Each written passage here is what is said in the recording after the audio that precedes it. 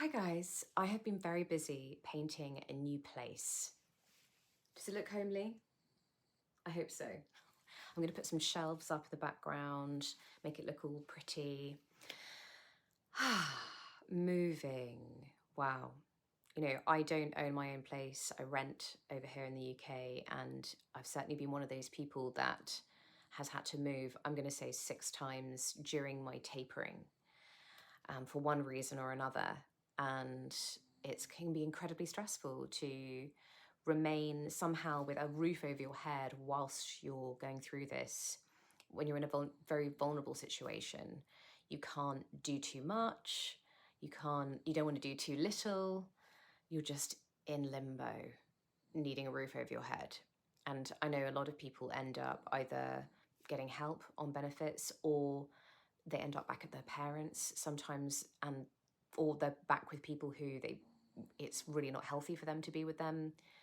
Yeah, it can put us in a very vulnerable situation. So I just want to share that my God, it's just, yeah, it's been a lot. But I'm still here, and I'm doing it, and I'm not letting this beat me.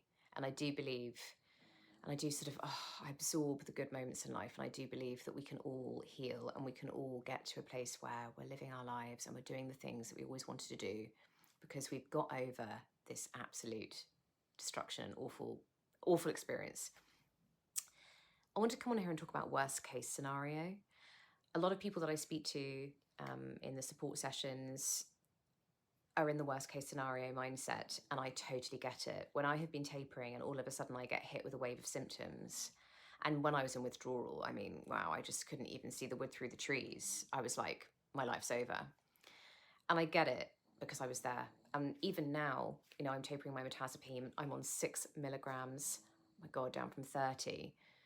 Even now I'm like, oh my God, you know, sometimes if I get bad symptoms, I'm like, I'm never going to get off this. I'm going to have a relapse. I'm going to get off it and something awful is going to happen. What happens if I get pregnant? What happens if I get a UTI? What happens if I need an operation? What happens if I suddenly get ill? What happens if I have a disease?